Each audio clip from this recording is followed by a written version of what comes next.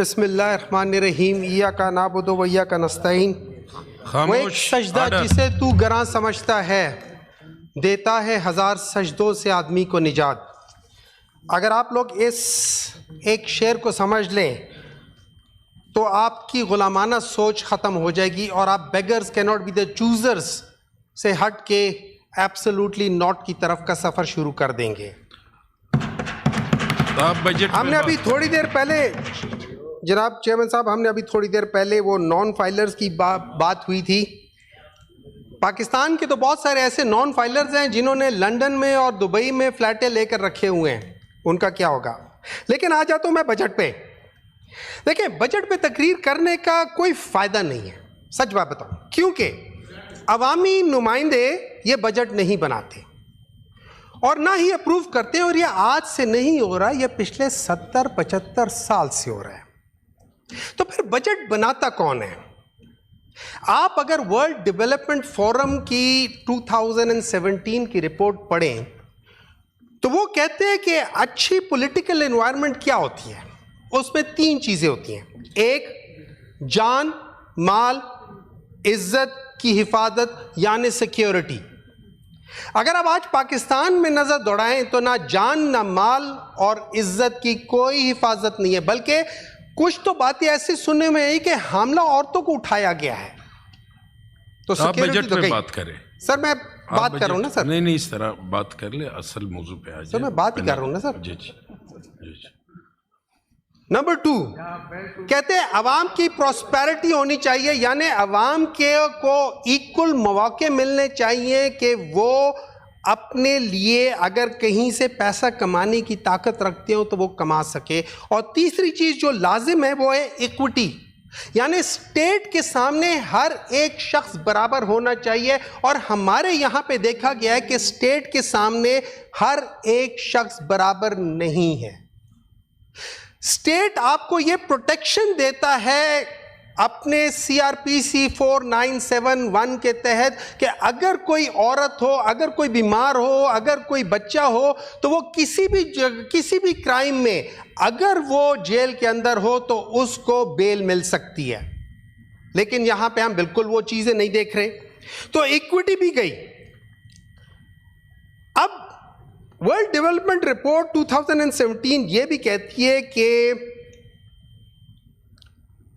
अगर आप ये समझते हैं कि ये सारी चीजें नहीं हैं तो फिर पॉलिसी बना कौन रहा है? एक ताकतवर तबका बना रहा है। ये ताकतवर तबका आवाम के लिए कभी पॉलिसी नहीं बनाएगा। ये ताकतवर तबका उस इन्फ्लुएंशियल ग्रुप के लिए बनाएगा, पॉलिसी बनाएगा कि जो के इन्फ्लुएंस कर सकती है। और इसमें हो कौन सकते हैं? इस तबके में हो कौन सकते हैं? इसमें पॉलिटिशियन भी हो सकते हैं, इसमें आर्मी वाले भी हो सकते हैं, ब्यूरोक्रेट्स भी हो सकते हैं, जुडिशरी भी हो सकती है, इंडस्ट्रियल एलीट भी हो सकती है, लैंड माफिया भी हो सकते हैं, जर्नलिस्ट भी हो सकते हैं, ड्रग माफिया भी हो सकती हैं।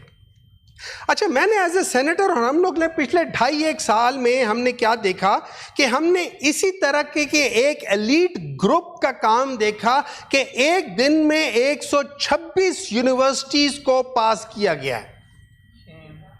ये यहां पे हो चुका है और अभी पिछले मेरे ख्याल में साल के अंदर अंदर ये बात हुई है।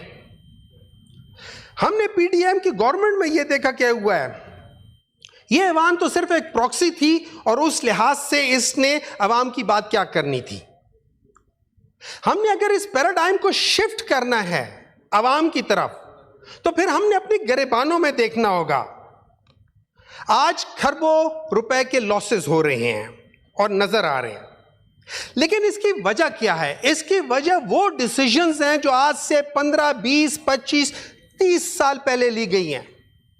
मैं बात कर रहा हूं IPPs की, कि जिसको पीपल्स पार्टी की गवर्नमेंट, मुशर्रफ की गवर्नमेंट और उसके बाद मुस्लिम लीग की गवर्नमेंट ने जिस तरीके से किया है, आज उन्हीं के लोग, वो इन्फ्लुएंशियल एलीट, आज वो बगैर एक यूनिट बनाए 28 अरब रुपए मुनाफा लेकर जा रहे हैं और पाकिस्तान को सालाना 2.5 से 3 खरब रुपए के लॉसेस दे रहे हैं। फिर मैं बात कर रहा हूं पेंशन की, जो आज पाकिस्तान का दूसरा सबसे बड़ा मसला है। ये 2015 और 16 में पाकिस्तान मुस्लिम लीग नून ने जो फाइनेंस के अंदर चेंजेस लाई थी और एक तबके के लिए जो बेसिकली पेंशन लेता है उनको खुश करने के लिए जो चेंजेस लेकर आए थे, आज पाकिस्तान पूरा का पूरा उस पेंशन की वजह से फंस चुका है। तो ये वो गलत डिसीजंस लिए गए जिसको हम आज भुगत रहे हैं। पाकिस्तान का मसला अगर देखा जाए तो वो मरात हैं। वो 1,50,000 सरकारी गाड़ियां, चले मान लेते हैं इनमें से 75,000 गाड़ियां वो होंगी जो शायद जरूरत की होती हैं, लेकिन इनके अंदर अगर हम हर एक के अंदर देखें महीने के 400 लीटर पेट्रोल इस्तेमाल होता है हर एक, उसके अलावा बिजली मुफ्त। इन सब को अगर आप एडअप करते हैं तकरीबन 9-10 खरब रुपए बनता है जो हम मरात दे रहे हैं किसको? जो इन्फ्लुएंशियल तबका है। मैं इसका जिक्र इसलिए करना चाह रहा हूं, अभी पिछले 7 महीनों में अर्जेंटीना के जो नए सदर मुंतखब हुए थे दिसंबर 10 तारीख को, हावियर मिलेई के नाम से, उन्होंने क्या किया है? उन्होंने 25.5% जो इन्फ्लेशन थी उसको 7 महीनों में 4.2% पे ले आया है। क्या उन्होंने नए टैक्स डाले थे? नहीं। क्या उन्होंने एक्सपोर्ट्स करके या किसी और तरीके से इनकम बढ़ाई? नहीं। उन्होंने ये खर्चे खत्म किए हैं। आप ये खर्चे अपने खत्म करो। इसका जवाब ये नहीं होना चाहिए था कि आपने अगर 3.5 साल में पीटीआई ने नहीं किया तो हम भी नहीं करेंगे। इसका जवाब होना चाहिए कि हां हमें करना चाहिए क्योंकि ये एक अच्छा मशवरा है। मगर हम कैसे ये करेंगे? क्योंकि अवाम के तो नुमाइंदे आप हैं नहीं, आप तो ऑक्शन ज़दा लोग हैं। जो ऑक्शन वाले उन्होंने जब इतना पैसा लगाया होगा वो अवाम के लिए कैसे सोच सकते हैं? और मैं मिसाल देता हूं पिछले 40 साल की। पिछले 40 साल में जैसे पीआईए है, पीआईए जिसने एमिरेट्स बनाया है, वो आज सोचिए कहां है। उसको तबाह करने वाली 2 हुकूमतें हैं, एक पीएमएलएन और एक पीपल्स पार्टी। उस स्टील मिल की मैं बात करता हूं जो 2008 तक प्रॉफिट में थी, बिलियंस ऑफ रुपीस की। 2008 में पीपल्स पार्टी और 2013 में पीएमएलएन आई। 2015 में स्टील मिल बंद।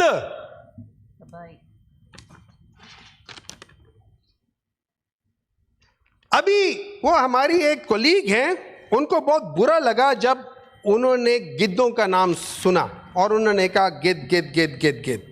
अब मैं डॉक्टर हूं तो मैं जरा बदल के बात करूंगा।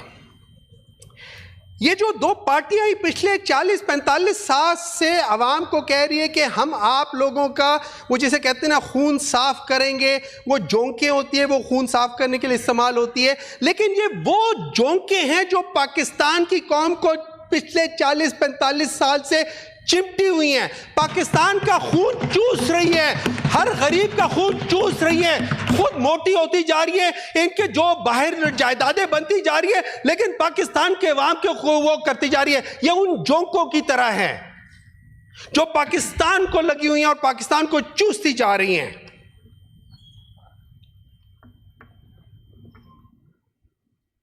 आप जरा तालीम, सेहत और डिफेंस के बजट को देख लें और मुआवजा कर लें, आपको अपनी प्रायोरिटीज पता चल जाएंगी। याद रखें 1971 में बांग्लादेश से पाकिस्तान 70% बेहतर था मुआशी तौर पे।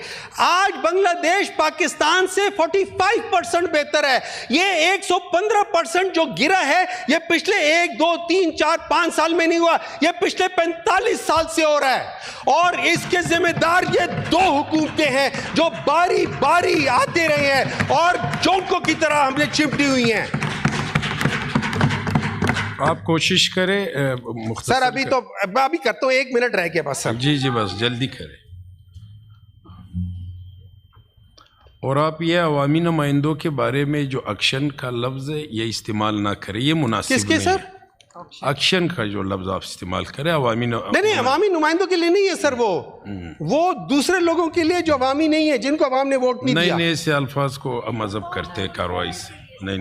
अच्छा सर, बात यह कि इस वक्त जो हुकूमतें हैं, जो इस वक्त के लोग हैं, मैं ऑक्शन ज़्यादा नहीं कहता हूं, लेकिन चले फॉर्म 47 कह देता हूं कि अम्मा मुझे याद नहीं आ रहा था। अच्छा, इनको खौफ, अल्लाह ताला ने इनके दिलों में खौफ डाला हुआ है।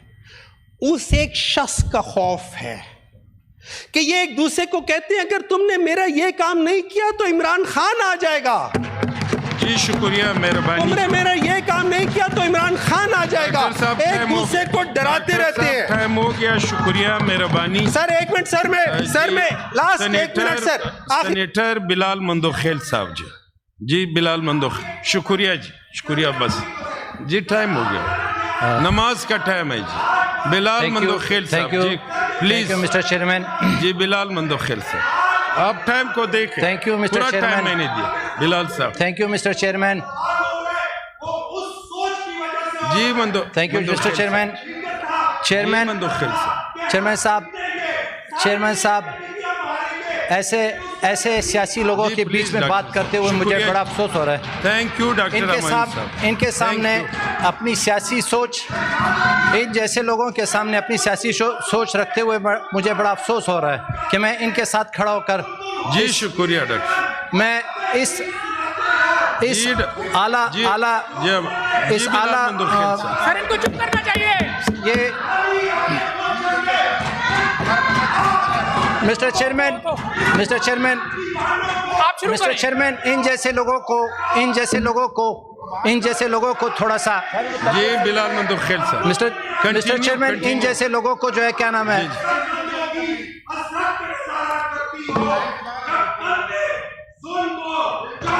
जी प्लीज जी।